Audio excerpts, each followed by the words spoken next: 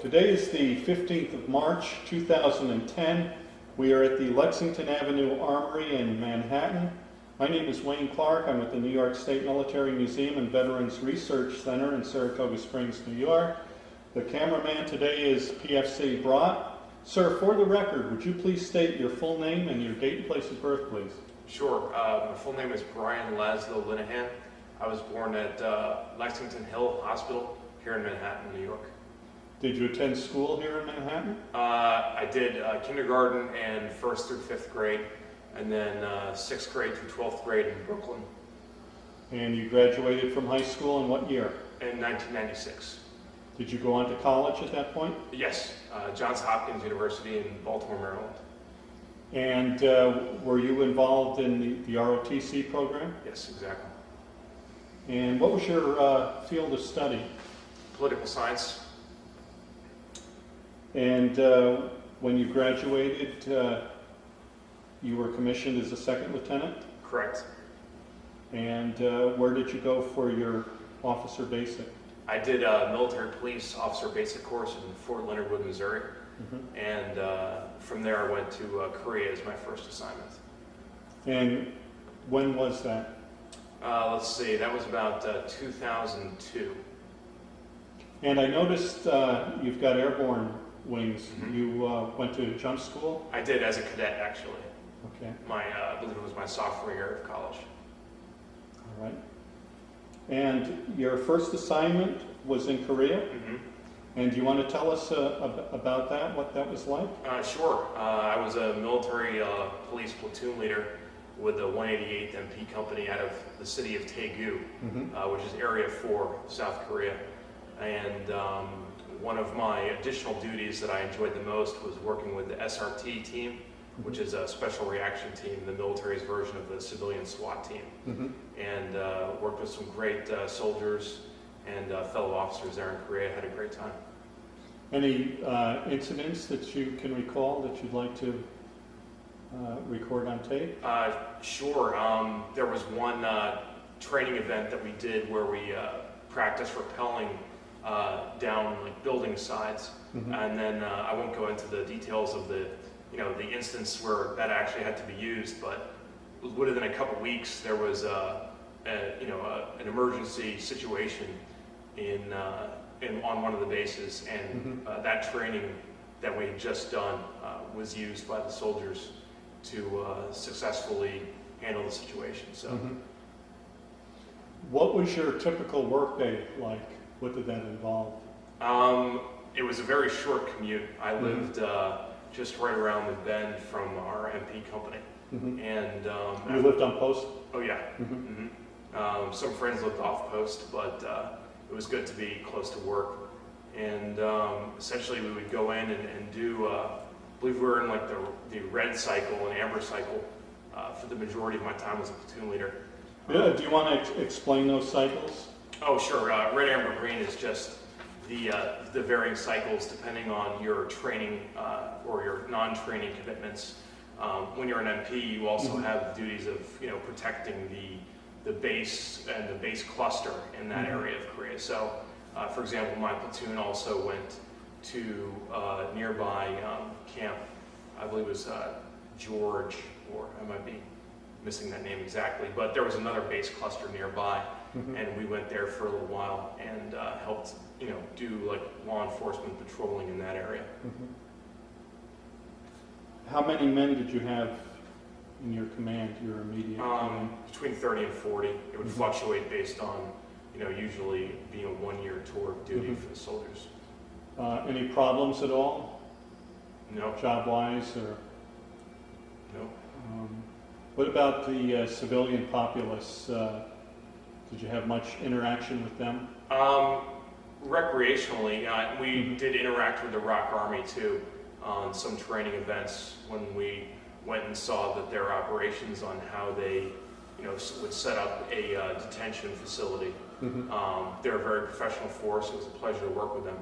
We also had KATUSAs in our platoon and in our company, which stands for Korean Augmentation or Augmentee to the United States Army. And that was a good cultural exchange program for us as well.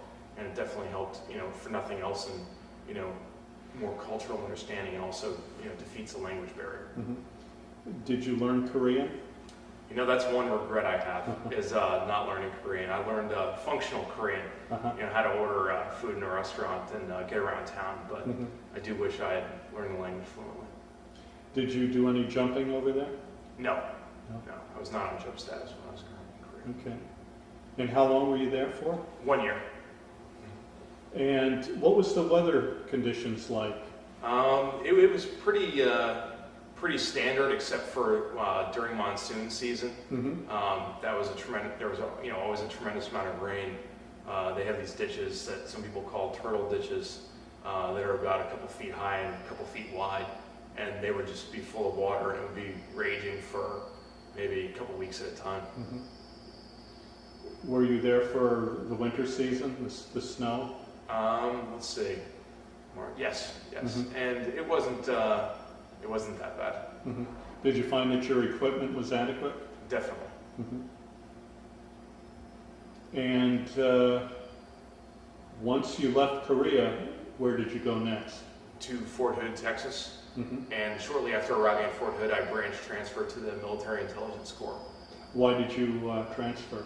I really enjoyed my time as a military policeman, but I wanted to, instead of working on a defense and force protection, kind of get more into a preventative, work on terrorist cells specifically. And that was while I was in Korea is when OIF-1 kicked off, and some of my best friends and ROTC buddies from college deployed with the first wave to Baghdad. So I wanted to catch up with them, and HRC was more than willing to oblige my request for Fort Hood, Texas.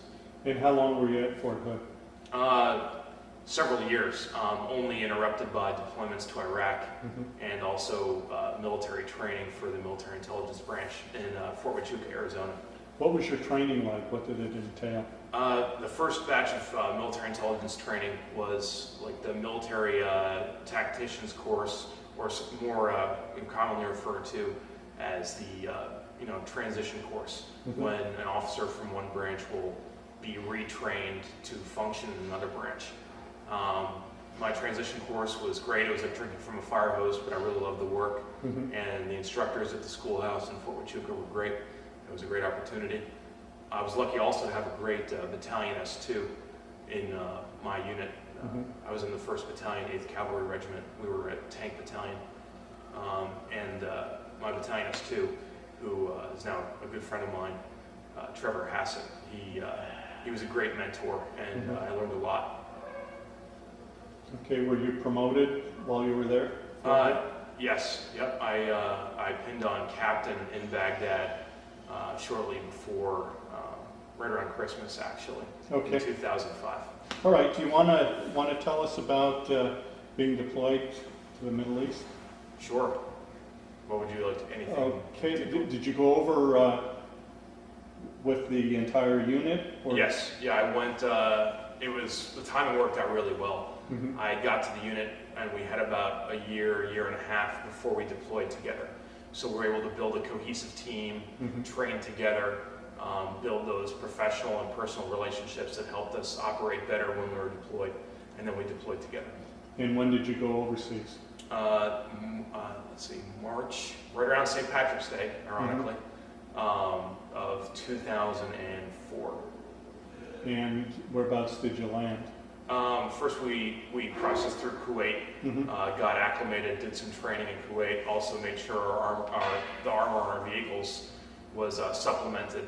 At that time, we didn't have up armor come base, so we had to augment it.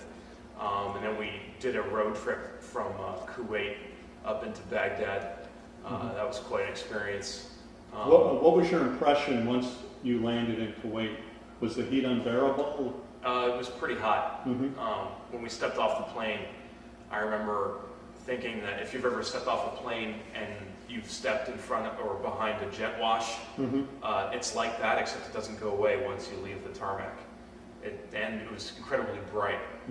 We would be in vans going out to our camp in Kuwait, and we'd have the shades shut, and then when everybody was trying to catch up on sleep, that they didn't get on the plane, and then it was the sun reflected so well off the sand, it was blinding. Mm-hmm. How long did it take you to get acclimated? About a couple weeks. Mm-hmm.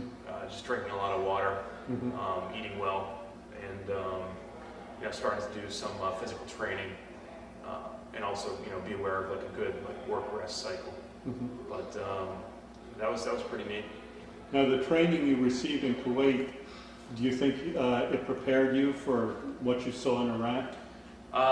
To a degree, I'd say it definitely helped, but it's really hard to fully replicate what we would see in Iraq. But I'd say they did a pretty good job. But there's always room for improvement. Mm-hmm. What was your trip to Baghdad like? A really long drive, but luckily no major incidents. Mm-hmm. We were kind of preparing for the worst, if you will, but there were no significant attacks on our Mm-hmm. convoy moving north. When you, once you arrived in Iraq, did you see evidence of the war along the roadsides or villages you passed through? Not really, except for some bullet pockmarks on Mm-hmm. overpasses moving south to north. Mm-hmm. But maybe some damage on vehicles and in bases as we would stop along the way. Mm-hmm. But no, there have been a lot of effort put into battlefield, I'd say maintenance. Mm-hmm. All right. When you arrived in Baghdad, what kind of quarters were you put up in? We were put in an old, I believe it was an Iraqi compound. Military compound?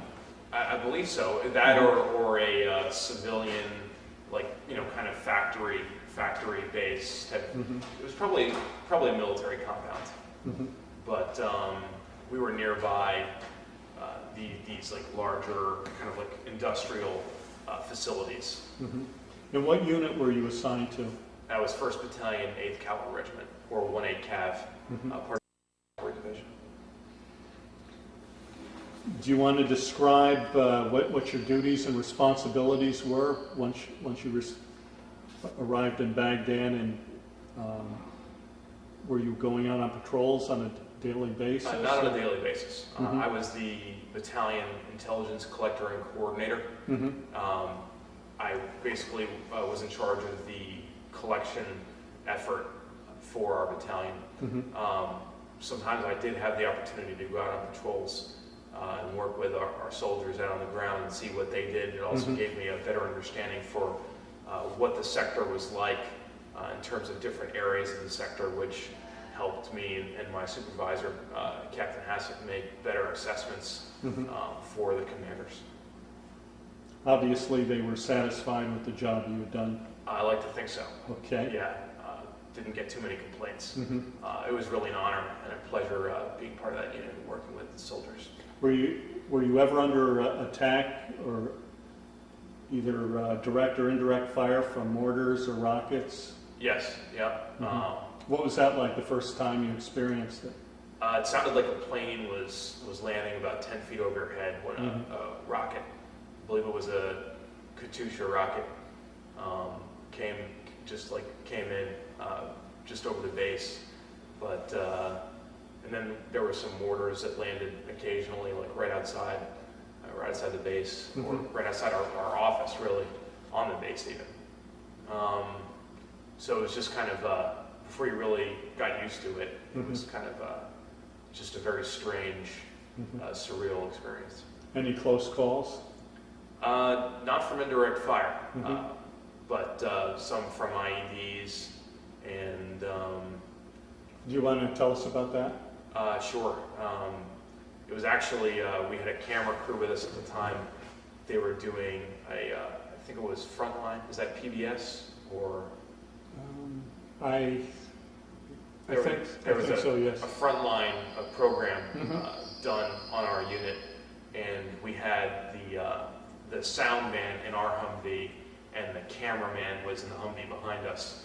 And there was an IED went off on our Humvee as we were approaching a traffic circle in southeast Baghdad. And it was interesting because if you watch the video, you can hear the sound from inside the vehicle, and then you can see, what's going on from outside the vehicle.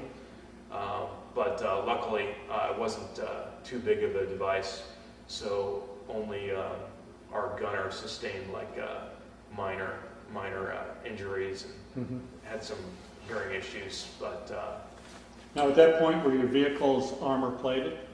Not factory armor. Well, some of them were, but that one I think was more of a, I don't remember about that specific vehicle. So we still had some, but we tried to quickly transition, from factory armor out on patrols, and there was definitely a command emphasis on that. So I don't want to, without speaking to that specific type. Yeah. Did any of the people under your command suffer any wounds, or did you lose any people? Definitely, we lost some soldiers. It was a tough fight in that part of Baghdad, but no one in my section, but some guys in our unit, the battalion, yes. From the one incident, or over the course of the year? Not from that specific incident, but over the course of the deployment. Did you get to go home at all during that period of deployment? Yep. I had an opportunity to go on R&R, rest and relaxation, for about 2 weeks back to the States. Did you find it difficult having to go back again? Yes and no. I'd say if I wasn't part of a unit, if I was just an individual augmentee, and worked in a room by myself, probably would have been harder to go back. But knowing that my unit was still there and I was going back to them, it was a lot easier going back. I really love my unit, and if I was given the opportunity to not go back, I probably wouldn't have taken it, because the rest of the unit was still there. So I wanted to get back to them, and it was nice to be able to come home together. And once you got back to the unit, how long were you there before you were deployed back to the States? Let's see. Approximately. Maybe about 4 or 5 months, maybe a little bit less. And what were your living conditions like then? I heard people that were there say sand got into everything, no matter how hard you tried to keep it out. Well, some areas that's definitely definitely was the case. We were lucky when in Baghdad we had a hard site facility, so it was a one building where we had our offices, and also some of the staff members had one room to several officers, and we had bunks. So that was. I have no complaints about that. Every once in a while we lost hot water, but if we sometimes would go down and visit other units and other bases, you try to really appreciate what you do have instead of thinking about what you don't.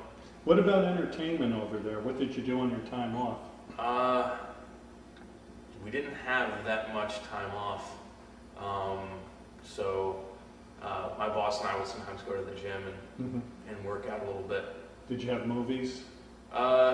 Yeah, every once in a while. I mean, we wouldn't go to a theater and sit for a full-length feature, but every once in a while, if we were brought dinner back to our office, the S2 and the S3 office was split, so it was nice. We got a chance to work with the operations captains, and these are the same guys that would then transition into command. So we had a good working relationship with the company commanders, which is really important for our section. But we sometimes would watch, 5 minutes of Team America or something like that, get a good laugh while we were eating dinner, and then go back to work. What about Uso Shows? Were you entertained at all by any groups? There might have been one, but I don't even think I went to it, so I can't even remember what it was. Okay. But I think a lot of those USO didn't frequently come to our base. We were a kind of a smaller satellite base within the city. And when were you deployed back to the States? It was almost a full year, right around St. Patrick's Day of 2005. Did the entire unit come back with you, or? Yeah. Okay. And you went back to Fort Hood? Yep, back to Fort Hood, and then shortly after that went to the Military Intelligence Officer Advanced Course back at Fort Huachuca, Arizona. How long was that? All in all, that was about 11 months. I had the opportunity to be kind of an aide-de-camp for a colonel before my course started, and also do a tracking course, which is really neat. It was a great skill set to learn, and especially in that area of the U.S. Then also after the advanced course, I got a chance to do the counterintelligence course, and then after that, I got the opportunity to return to Fort Hood. And originally, I was supposed to go down to a brigade, but I was snatched up by division and was placed in division headquarters for the next deployment. Oh, so you were deployed again? Yeah, both times with the 1st Cat Division. Okay. The first time at the battalion level, and the second time at the division headquarters level. Do you want to tell us about your second deployment? Sure, it was quite different. Again, a great experience. Had the chance to work with some great soldiers and fellow officers, and I say a lot different because I didn't get to leave the wire at all. On the second deployment, I was the day shift intelligence operations battle captain. And whereabouts were you? On Camp Victory in Baghdad again, but near the Baghdad International Airport base complex. What did you find different on your second tour as opposed to your first? Was it still a hot area, or was it reasonably secured at that point? The base was pretty secure. I mean, you can't fully secure it from indirect fire, but they went to extra measures to try to beef up the defensive measures to mitigate indirect fire attacks. So you still got hit with rockets and mortars? Yeah. But they went to a lot of effort to make it as safe as possible, and they did a good job. But even so, there were still some casualties, unfortunately, from indirect fire attacks on the base. Okay. And your second deployment, did that last a year also? That actually lasted 14 and a half months. 14 and a half. Yeah, that was during the surge. Do you want to tell us about that? It was a lot, very different. Not only was I at the division level, but as opposed to battalion, but also I was, pretty much, I had a shift at a desk working next to my S3 operations counterpart, their battle captain, and essentially getting a lot of information and reporting from all different levels of units throughout the city, trying to do whatever fusion at our operational level was possible. Then also, coordinating with the analysis and control element, the ACE shop, and then working together and then putting those assessments out to the actual battle space owners throughout the city. Did you have much contact with the press at all? Some, not personally, but there were frequently reporters visiting Baghdad, and a lot of times they would go through the base and just talk to the commanding general of the division or the MNDB commander, one and the same individual. So we would see them. Geraldo was there one day, and some other reporters. And then that base had more USO shows, of course, because it was a lot bigger and a little more secure. Did you enjoy your second tour more than the first one? I don't really haven't really compared the two, but I mean there was a lot of great things about being in my battalion during my first tour, and then there were definitely days where like to think that we were able to contribute during my second tour, our section specifically, and that was really rewarding as well. It was very different. Was it more stressful, you think? it was a different kind of stress. There was sometimes there'd be a lot of reports coming in, and you want to make sure you do the right thing. But I never really, I mean, aside from the indirect fire threat, there wasn't as much of a concern for physical danger. Did you have another R&R during that period? Yes, another 2 weeks. You came back home again? Yes. Okay. Back here to New York. Were you married? No, I actually I met my wife right before my second deployment here in Manhattan. Actually, only about 4 blocks away from where we're doing this interview right now. Oh, okay. And once your deployment overseas ended, you went back to Fort Hood again? Yes, back to Fort Hood and started out processing. Lived in Austin during that time. That was a lot of fun. Great city. Highly recommend it. Okay. Now, you said out processing. You decided not to make the Army a career? Yes. Yep. At that time, I still wanted to serve my country, but in a different capacity, and still actually considering options. But right now, I'm part of the New York Army Reserve National Guard. And what brought you to the National Guard? It was part of this arrangement with like the in-service retention, processing center at Fort Hood. They basically talked about the advantages of staying in the National Guard, and I liked the idea of staying in uniform. It was a really hard decision to leave active duty. I can't even rule out maybe going back one day, but I love still being part of the Army. Now, are you AGR right now? No, considering looking for AGR opportunities, but right now I'm ADSW or ADOS. Okay. It's active duty for special work or active duty operational support or something close to that. And what unit are you with now? I'm with the 1st Battalion, 69th Infantry Regiment. The 69th has quite a history, doesn't it? They do, and I'm proud and happy to be part of it. And when did you get married? Just this past October. Okay. Well, congratulations. Thank you very much. And I see that you ended up with your bachelor's, and have you continued on with your education besides your military education? No, although I plan to take advantage of the GI Bill at some point as soon as I figure out my next stable job. Ideally, if AGR opportunity comes up, I'll try to apply for that and then use my GI Bill to get a master's degree in international relations or Middle Eastern culture. Maybe throw some Arabic classes in there. That way I can do my job better. Have you joined any veterans organizations at all? I have not, but I definitely intend to. All right. Is there anything that you'd like to talk about that we haven't touched on?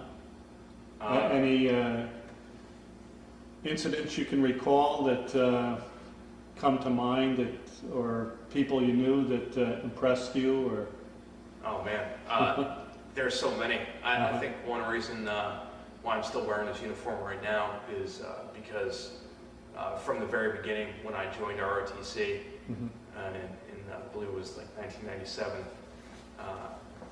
we had, let me make sure that year is correct. Yeah, 97. I had such great mentors. They were infantry, master sergeants, and my ROTC unit, from Master Sergeant Medina to Master Sergeant Pickett, and made such great friends in my ROTC class, and then when I joined the Army, it's really, I feel like it's one big family. And transitioning from active duty to the National Guard, it still feels like one big family, especially this being my home state. And I'm really honored to still be in this uniform, and I'd like to stay in it a lot longer. have you stayed in contact with people you were in the active Army with? Yes, yep. Not as much as I'd like to, but I intend to get back in touch with them. And it's great to catch up, and there are some people that I still talk to on a regular basis, and some of them are still in, others are doing other things, but they're great people. Okay. Well, thank you so much for your interview, and welcome home. My pleasure, thank you.